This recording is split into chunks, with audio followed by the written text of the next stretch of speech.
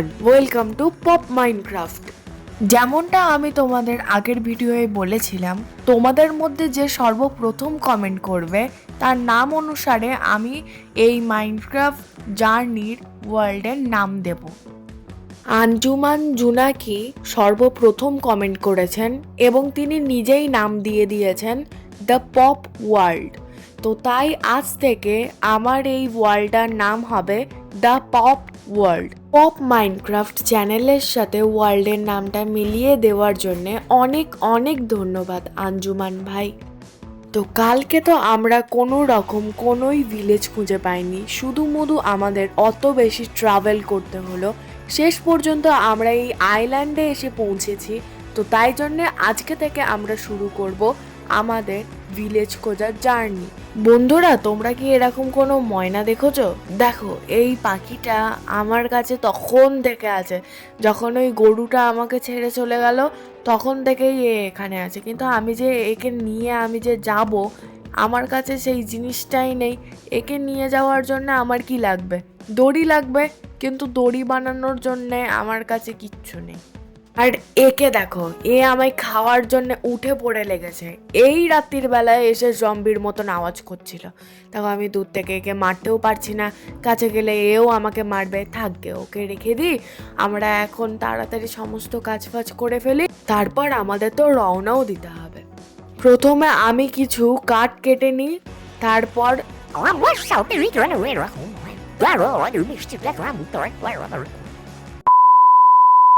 যেমনটা বন্ধুরা তোমরা সকলে এখানে দেখতেই পাচ্ছ, আমি সমস্ত কিছু কেটে নিচ্ছি, কারণ এগুলো আমি খুব কষ্ট করে জোগাড় করেছি।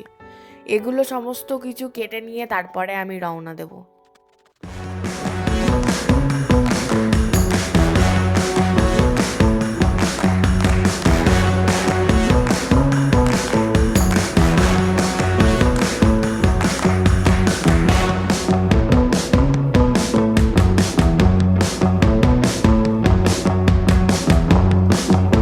এবারে আমরা আমাদের রওনা শুরু করব।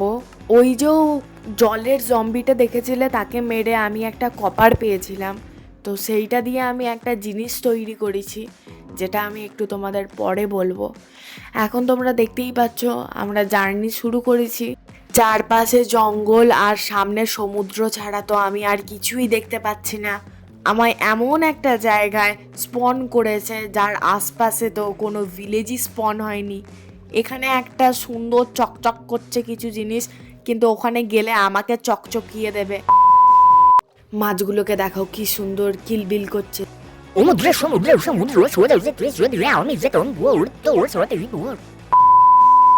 তো গাইস, আমার কপাল দেখো, চারিদিকে শুধুমাত্র আমি সমুদ্র ছাড়া আর কিছুই দেখতে পাচ্ছি না। মাঝখান থেকে আবার এরকম হচ্ছে, আমি যে কোথায় যাব আমি কিচ্ছুটি বুঝতে পারছি না, কিন্তু তারপরেও আমায় এর মধ্যে দিয়েই যেতে হবে। আমি দেখো বন্ধুরা, একটা নতুন বায়োমে এসে পৌঁছেছি। এখানে এই হলুদ হলুদ সাদা সাদা ফুলগুলো আমার খুব খুব পছন্দ হয়েছে। এগুলো আমি আমার যেখানে ভিলেজ পাবো সেই ভিলেজে গিয়ে লাগাবো। তো তাই জন্য আমি এগুলো যতগুলো পারছি ততগুলোই নিয়ে যাচ্ছি। এগুলোর নাম জানি না, এগুলো শুধু এটুকু জানি ফুল ফুল দেখতে, হয়তো ঘাস ফাস হবে, কিছু একটা হবে। আমার হাতে এখন যেটা দেখতে পাচ্ছ এইটা হচ্ছে স্পিয়ার। এটা মাইনক্রাফটের নতুন ভার্সনে অ্যাড হয়েছে। এটা আপাতত আমার কাছে এখন কপার ছিল, তাই আমি কপার দিয়ে তৈরি করেছি। পরে আয়রন পেলে আয়রন দিয়েও তৈরি করব। এখানে আমি এইটা ট্রাই করছি এই গরুটার উপরে। এরপর আমি অনেক ট্রাভেল করি। ট্রাভেল করতে করতে দেখো আমি কি জিনিস দেখতে পাই।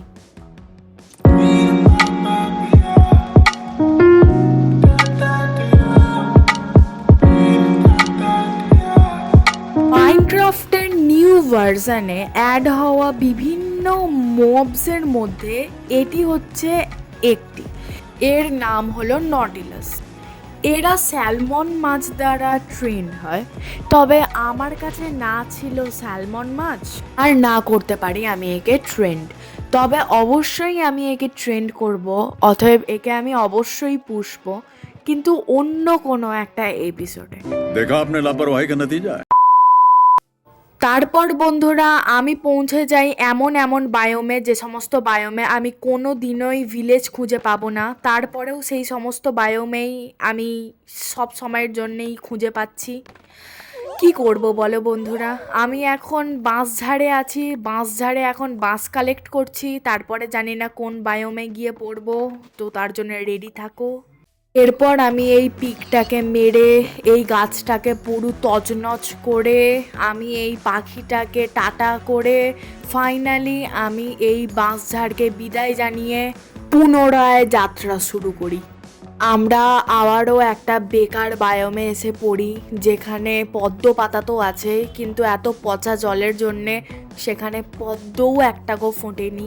তাই আমি এই বায়োম থেকে কিছু পদ্ম পাতা সংগ্রহ করি এবং পুনরায় মনে বিশ্বাস জগিয়ে আবারও যাত্রা শুরু করি। গাছে গাছে ঘষা লাগে, আগুন তো জ্বলে না। গাছে গাছে গাছে হবে, ভিলেজ তো পাওয়া যাবে না।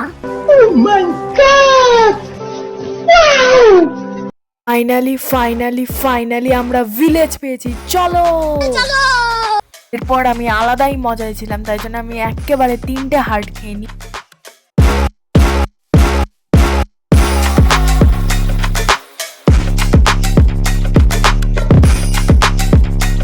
ভিলেজে ঢোকার আগেই আমাকে স্বাগত জানায় ভিলেজের কর্তা গলিম ভাই। এ ভাই, আমি কিন্তু তোর কিচ্ছু করিনি, আমাকে কিন্তু মারিস না, হ্যাঁ? আমি উঠছি উপরে।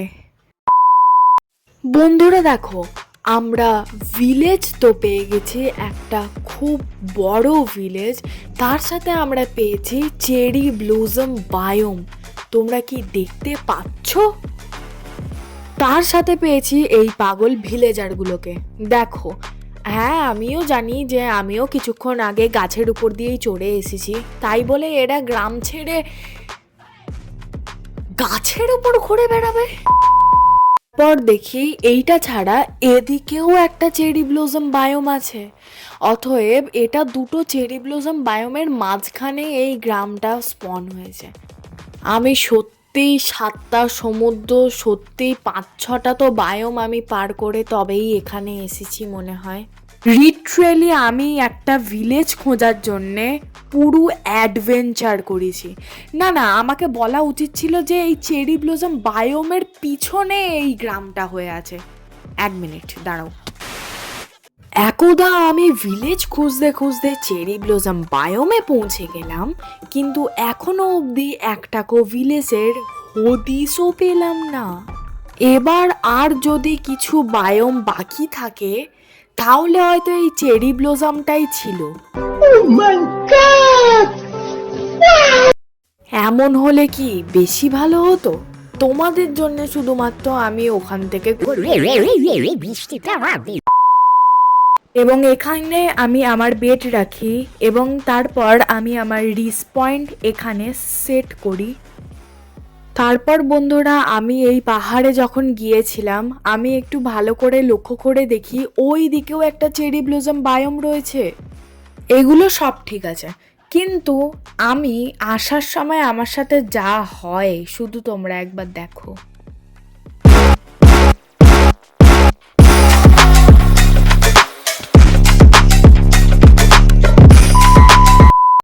তো যাই হোক বন্ধুরা, আমরা আজকে ফাইনালি ভিলেজ খুঁজে পেয়ে গেছি। এর পরের সিরিজ থেকে আমরা এখানে নানান ধরনের বাড়ি তৈরি করব, নিজস্ব বাড়ি তৈরি করব, নিজস্ব পরিচয় এখানে বাঁচবো। তো আজকের মধ্যেও এতটাই, টাটা।